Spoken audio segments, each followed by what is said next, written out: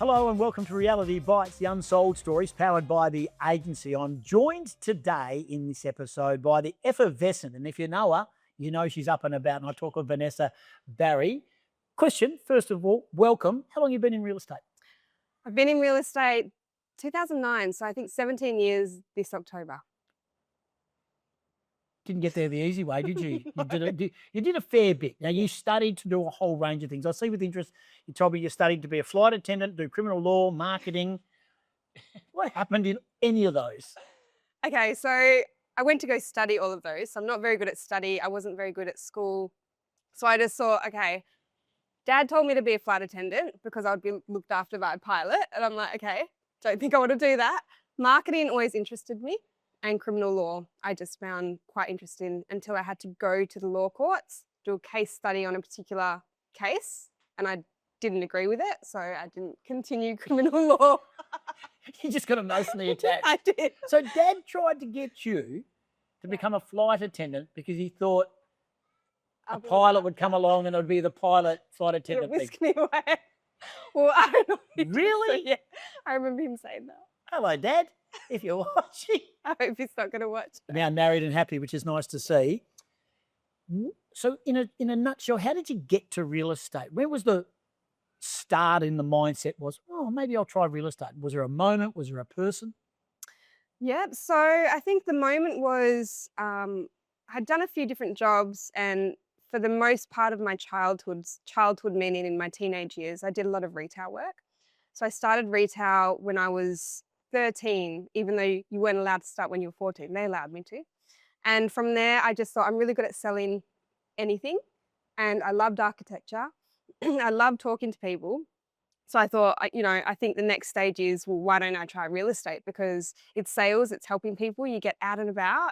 And I just wanted to see how far I could take it selling multi-million-dollar homes as opposed to $50 shoes. Yeah, so you worked at Bets and Bets. Yeah. You worked in a Chinese restaurant. Yeah, that was when I was 12. That was... What were you doing in the Chinese restaurant at the age of 12? Illegal. I was just serving. 12? Yeah, I was just getting into high school in Wanneroo. It was different back then. The days were different. Now there's a lot of restrictions and red tape. So I was working. I won't name the Chinese restaurant, but yeah. Who came along and said, well, I'll give you a start in real estate, or come and shadow me, or come and have a look? And because you've listed a lot of your mentors, which is fantastic. You talk of your Acton Del Keith reps and bosses, Matt Steinweed, I think you mentioned. Steinweed. Yeah. You talked about him, of course. Vivian Yap was there, and now, of course, where you are with the agency and the like. So it's been a nice journey. So who was the one person who triggered you to go, follow me? Peter Robertson. Yeah. So Pete's now in William Porteous, but he's the one that I think gave me the shot, because I actually went to a lot of agencies when I wanted to do reception at an agency. And so many knocked me back because they thought, okay, retail experience, maybe not suited to real estate. I don't know why they didn't see the transition between retail sales, but because I was applying for reception, they thought, okay, do you have any admin experience? Little did they know that I was super tech savvy, still am. So yeah, Pete Robertson walked into Acton Del Keith. It was him and Scott Stanley. Scott, I'm not too sure where he is now, but they said I was quite tenacious. I was really good with tech things. They were happy that I had previously kind of started businesses around 18 years old. And yeah, they gave me the shot. For those who don't know, that noise of that Ferrari leaving was Vanessa's Ferrari. Her husband's just taking it to the service. You just generous service shop. She's going really well in real estate, let me tell you, right here, right now. So you got the taste. So did you work in reception? So just tell us a bit about the journey before you get to being a sales rep. Yeah. So I started reception 2009. I think I wanted to start there because I thought I wanted to start from the bottom to learn everything. When I get into wanting to learn a new skill or something, I want to start at the bottom because I want to learn everything it entails. So reception was only for about, I think, 6 to 12 months. I can't remember the exact timing. It's when Grant and Bev Haymans took over Acton Del Keith. It's when it franchised out. So Pete did his own thing. Grant and Bev came in, and I think they just started to see that I had more of a marketing skill set. I started to change their back then it was window cards, their way of doing brochures and everything. And so from there, they started a separate role for me called marketing and sales support. So that's when I was doing marketing for the agency. Plus I did PA work for 9 reps in there. So you're getting to get every element Yeah. come in and you're storing it. But you talked about not being a great student at school. Yeah. And you're not a great sitter and watcher. You Yeah. like to, as in person, Yeah. you like to get involved, get your hands dirty and stuff like that. Were you impatient in those early days, do you think? Or do you think you were patient saying, I need to soak up everything that's been thrown my way? Or did you just want to start selling houses? No, I think I was quite patient in the sense that Acton Dalkeith, it was such a busy office and there were reps there that were, I don't know if people remember them, like Chris Hutchison, Stephen Maley, Joan Gebby, and they allowed me to go out with them to home opens as well as do reception and shadow them. So I learned a lot from Chris Hutchison. I think Chris was in the radio space as well for a little bit. And he would just teach me how to door knock and teach me, you door knock and then you kind of walk away a little bit and just about how to approach people. Yeah. So I was patient because I was learning still on the job. Reps were coming to me saying, telling me this is how this is meant to be done. It wasn't just me sitting there answering the phone. 17 years you've been in it now. Yes. And you are, your energy is untapped, I think, for someone like this. You're always coming up with new ideas. Yeah. You talked about being tech savvy. Are you now, is the real estate space, is that, you think it's now hand in glove for you? You love social media, you love the technical side. You're filming your own stuff here today and stuff like that. Do you try and be busy with that? Do you think that's the way forward for everybody? Look, I have a love-hate relationship, I think, with it. And yeah, to much of people's surprise, I wouldn't love tech, but it's a necessity in this world. I grew up in the 80s and 90s. So I reminisce on those days. I reminisce on, going out and enjoying the park and not having your phone. But in this day and age, it's a necessity. So if you're not ahead of the game, not even starting in it, if you're not ahead of it, I don't think you're going to be as successful as if somebody, say like myself or many other agents now, becoming privy to technology and real estate is hand in hand, and we need to move forward and adapt to that, even if we don't want to. So CPD point training yesterday, we're doing this podcast the day after that. Yes, I know, death by 1,000 PowerPoints. Can you just say in regards to AI, there was a chat about the use of AI. Yes. Don't rely on AI, but Yes. use AI. Yes. Are you an AI user already? Yes. I have been for about 3 years. Yeah, okay, ahead of the curve. Yeah. So what's your attraction to it, and what elements do you, for those who are listening who are either in our industry or for outsiders wanting to know more about you, what bits do you use out of AI that you swear by, do you think? Okay, I swear by creating information for your clients from AI. So for example, I created a seller's guide and a buyer's guide. I created a sale to settlement guide. Did you create them or did someone else create them? You create them with the prompts.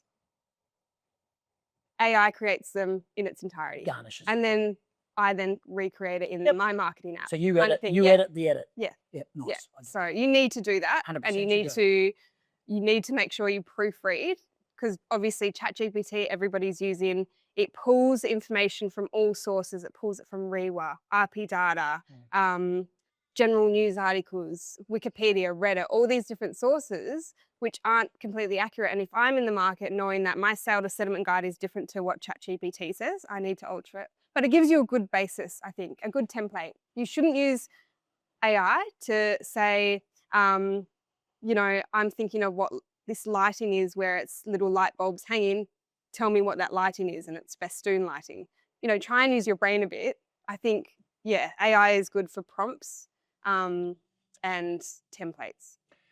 Do you get bogged down with social media and filming and stuff as opposed to doing the hardcore real estate stuff, or do you have the balance right? So last year I got really into social media where I bought my own, Osmo and everything. So I started filming. It's mainly the editing that brings you down, and I don't know how videographer today can attest to that. Jed's the professional. Yeah. He's highly paid. Highly paid. I would outsource that type of stuff personally. And that's the thing. So this year, coming into this new year, not even the new financial year, but new calendar year, I've now outsourced a videographer who is amazing. He's from the Netherlands. Yep. Jed, I would grab here. I know you have a lot Jed on your from Margaret plate. River. I know- Jed from Margaret River. I know you That's have a lot on your plate. Though. So I've got I've got 2 videographers. I've got Alan from Ra Studios, Yep. who I've been working with him for about 10 years. You don't And- look like when you use Alan, it looks like you don't get much done. Yeah, it does take about 4 hours to film a 5 5 minute. Yeah. So For those who don't know, the setup of this podcast took an eternity because Vanessa didn't sit still. Poor old Jed was trying to focus. you knew what you were in for when you brought me Very on. true. Tim. 25-minute podcast has turned into 2 hours so far, but we're getting there. And we're also real estate agents, so we could talk for 10 hours. You've got that covered. So Okay. So you went down that line. Did you? Yeah. Yeah. And you said you've outsourced it Yes. now to some of that stuff. 100% need to. Okay. Yeah. Were Yeah. you wasting time? Yes, editing maybe so filming can take, 5 minutes, 10 minutes, but the editing can take hours, especially if you're not familiar with the systems, if you can't use the Adobe suite, if you can't use CapCut properly, then you have to learn that to then edit. So I definitely have now outsourced filming, editing, and some social media aspects like booking ads and everything as well. Let's get our teeth into listings and how you go about your listings. For those who are in our industry or not in our industry, and people who like or don't like what we do for our job. Door knocking, yes or no? Yes. In some suburbs, it can be dangerous. Letter dropping, Yes. cold calling. Yes. Oh, right. Yep. I don't do any of those. Every now and then I might do a letter drop. Yeah. Every now and then if I've got them, Yeah. and if I'm walking the dog and I haven't done this street for a while, I'll drop in. Mhm. That's interesting. So you're a great believer because Yeah. we have got agents right around Western Australia, and we've got some in the agency as well, who absolutely are hell bent on door knocking. They do it together, and I talk of Ralph and Carly. Yeah. Carver. Yep. They are together. Yeah. And they walk together. Do you door knock? And you talked about some of those suburbs. Have you had stories where you felt maybe I shouldn't be here doing this? Yes, but you grow a thick skin, but you obviously have to be careful in this day and age. I used to go out in Morley before Morley is You're a now what girl it from is Morley? today. I'm a girl from Morley. Yep. And I just feel that, it was a little bit dangerous back then. Even just recently when I door knocked Midland, you've just got to be careful. You never go into a home. It's kind of you door knock. If they say, yeah, come in to do the appraisal, and you just say, sorry, I'm out of time now, but I'll come back at this time. So at least you know that you've also told somebody else that you're going to this random house at this time. But you kind of just learn that along the way. It's not as dangerous as people think. That was more of a joke, but you do have to be careful. 100 door knocks. How many would lead to an appraisal, and how many would lead to a listing? Depends on the actual door knock itself. It depends on the context of it. So if you're doing a door knock, my main door knocks are this property we just sold down the street. Here's the price. Do you want a price update? They're more receptive than, hi, I'm your local agent. Do you want to sell your property? In this day and age, in this market. So if you're a new agent, I would suggest to door knock and say, hi, I'm your new local agent, and just introduce yourself. That might not lead to appraisals or listings, but that builds your presence and your database if you're a new agent. But if you're a seasoned agent, I would say door knock with context around your knock.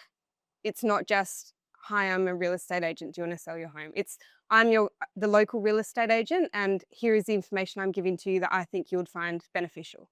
So how many appraisals and listings out of 100 would probably be, 100's a lot. That takes hours and hours. Let's break it down to say 50 door knocks. Okay. You probably get about, How many follow-ups out of that? I would say at the moment it's only about 6. Yes. Yeah. That's a good number. Yeah, listings take a bit longer because the listings are cool. Yep, I do want to sell it, but will you find me another home type of scenario? So it's not as if people don't want to list, but it's the can they list? Yeah. For those that don't know, we've had the Ferrari leave, and now we've got Vanessa's chopper about to arrive. You might be able to hear I that think it's just coming on the roof. in the background. Are you successful? Would successful for someone who's been in the industry? How long have you been selling? Since my first sale was 2011. Okay. In Claremont. Do you think you've been successful? Do you think it's a slog and you think, have I chosen right? Because you're incredibly passionate. Is successful a word you would use in your marketing or in everyday conversation with someone saying, oh, you've been real estate, has it been good to you? Would you say you've been successful? In some aspects, yes. But then I think the term of what success means to what your term of success means, is that success in, do you have that Ferrari and helicopter, or is it successful? Have you done this many sales in that amount of time? So I think I've been successful in the way that I've actually slogged it out. So I think a lot of agents come in thinking that it's selling sunset, and it's not. It's a slog, right? There's ups and downs. There's times you are at your lowest, times at your highest, and it's just I've been successful because I've stayed in it regardless of the market's ups and downs or mindset shifts or anything. So Great attitude. It's a wonderful way outlook. Now let's just talk just briefly on a bit of the downside. Let's talk about in a roundabout way. We don't have to get too caught up in it, but talked about mind shift changes and life changes, whether they be personal, mental, physical, as I talked about relationships and all that sort of stuff. What's real estate done for you to pull your way through that? Has real estate helped you do that? Or has real estate hindered you in regards to bouncing back and being the person you are with a husband, with success on the horizon, whether that be family, whatever that may be? What's real estate done in regards to when you're down to get back up? Yep. So I think since you start real estate, you want to give it your all. Like there's got to be sacrifices, and I know that now. You know, I didn't really, when I was working for Vivian Yap, I didn't really agree with her. You know, me picking up her sons from tennis and that kind of thing. But now in hindsight, I'm looking back on it thinking, okay, she wanted to achieve something and she had to make that happen, no matter the sacrifices. And look at her today, and look at her son today. You know, so I think at the start you put in your all. And I was married in my, I think, mid-20s, then divorced quite early. At that time, he said, you know, well, you work too much and that kind of thing. And that's not the case. But you've got to definitely work out your balance, and you've got to be with a partner that supports you, encourages you, knows that you're going to put in your all, because real estate is a bit of a tumultuous time where you just like don't know what's going to happen. And I think...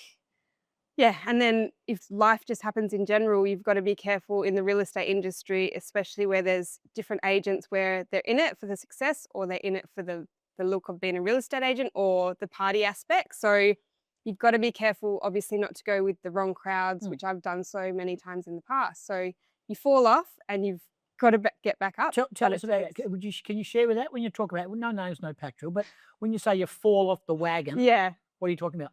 Drugs, alcohol, party, you party, then Does that happen in real opens, estate? or I'm serious. I'm just serious. I'm an old man, remember? Does that happen in real estate? I don't feel it's as much now as it was maybe in my probably late 20s, early 30s. Okay. Yeah, I think it was more prevalent now, but now that everything's a fad with the health and wellness and microbiome and gut health and all this thing, I think I'm glad agents are starting to step away from that kind of stereotype. What got you out of it then? How do you get out of that?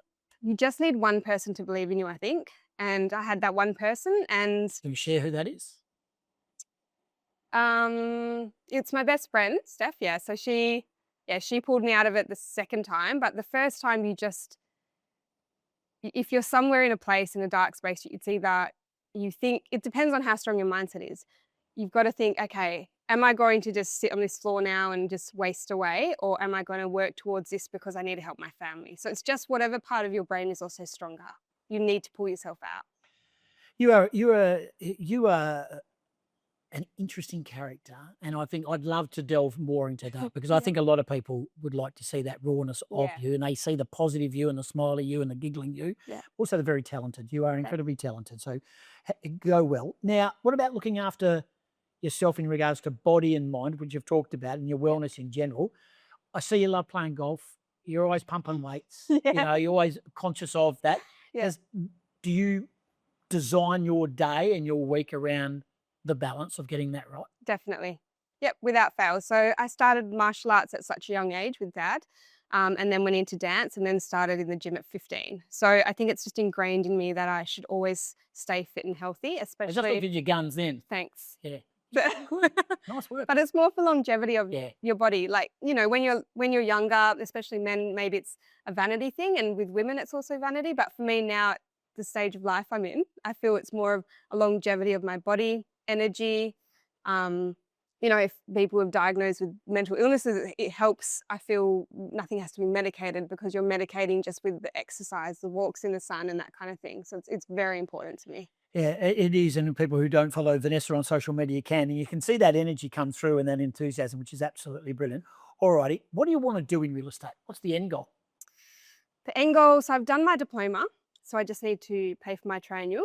So I think I do want to start my own agency, but within the agency. So I think the agency does have a good system where you can start your own business within the business. Using the banner of the agency. Yeah, using the banner. So I think in this time, it's not a volatile time in real estate, but it's just some uncertainty. I don't think I want to go out on my own completely.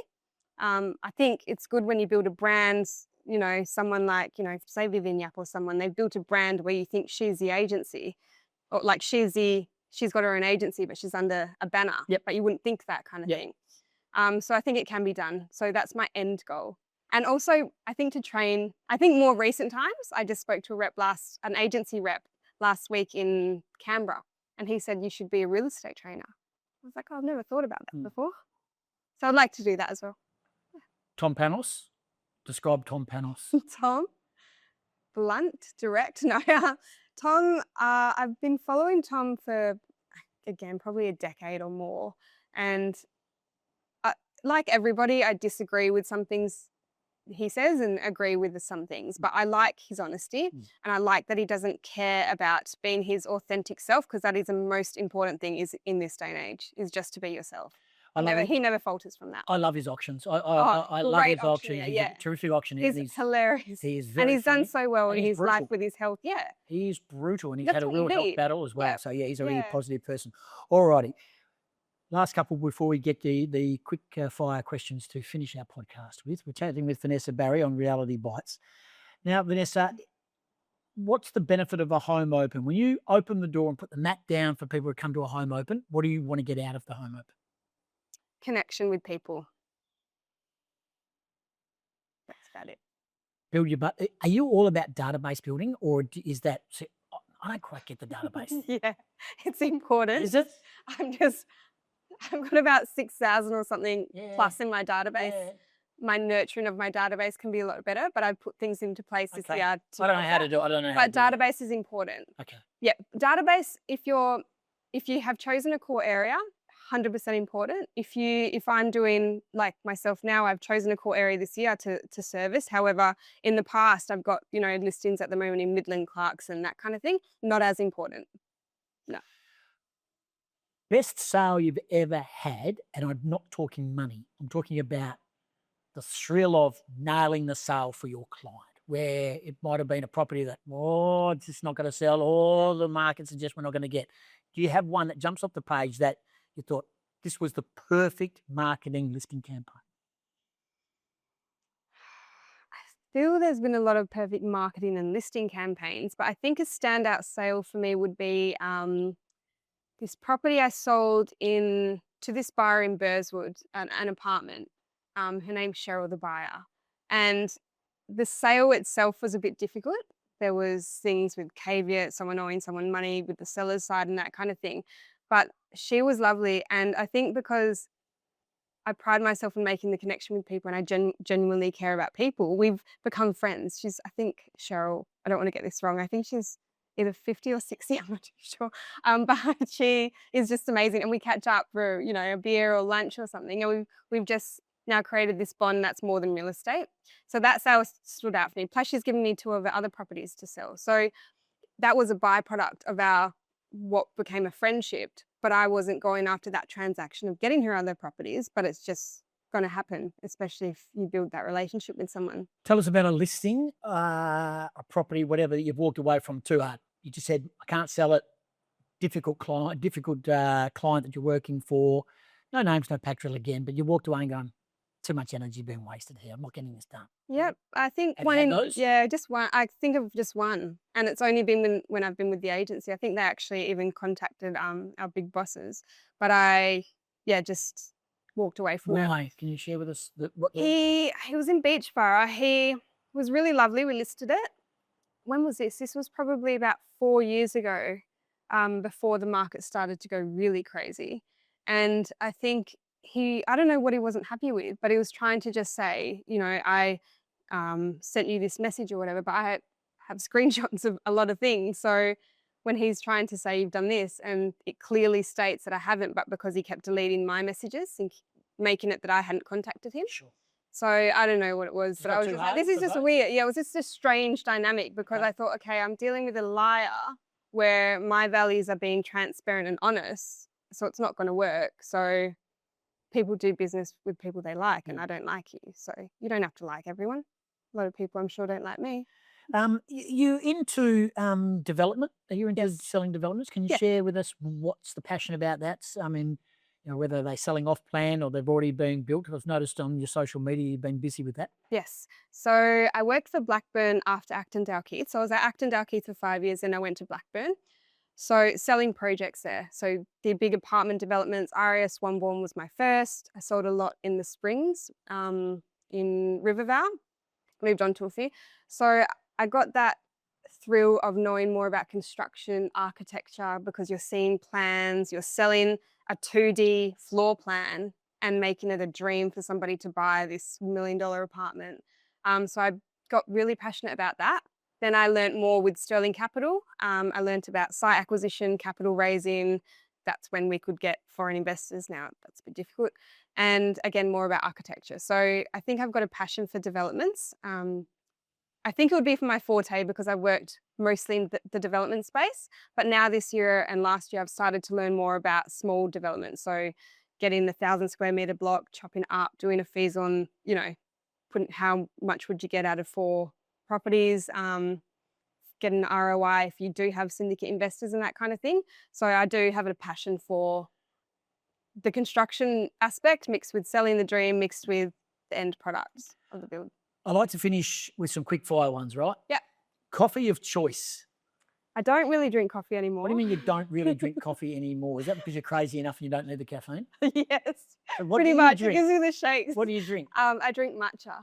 Yeah, that's in. That'll be- Which is still caffeine. It's just a but slow it'll be- release. Yeah, but it'll be phased in and then phased out. It'll be Well, it was phased in. I started drinking matcha in 2011 when it was about $4. Now you wouldn't get one for $10. What's your matcha of choice then? Is it green? A strawberry, yes. Red. It's all green. Really? Matcha's like a green tea, yeah. Is it really? Yeah.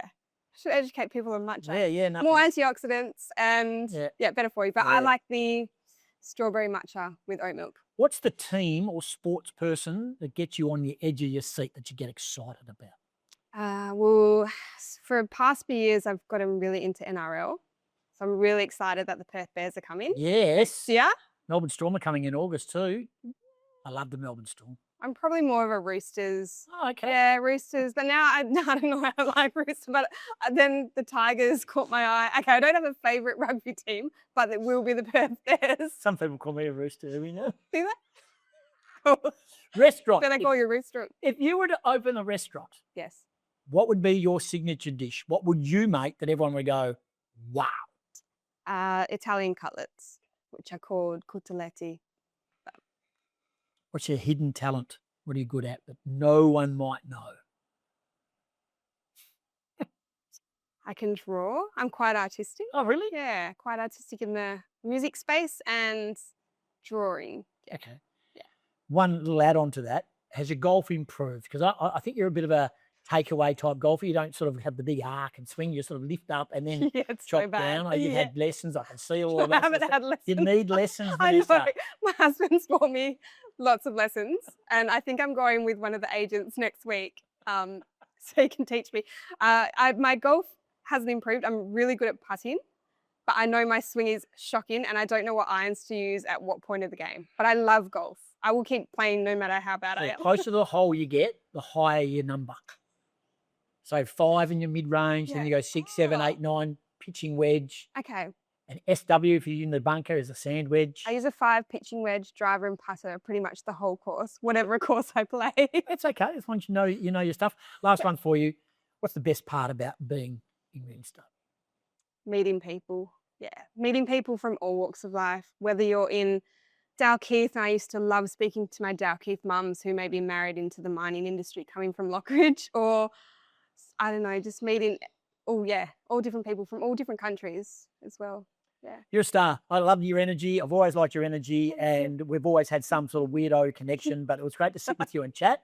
Thank you for joining us. Thanks for being a guest on Reality Bites. Thanks, Tim. Reality Bites with Vanessa Barry. Don't forget the unsold stories powered by the agency.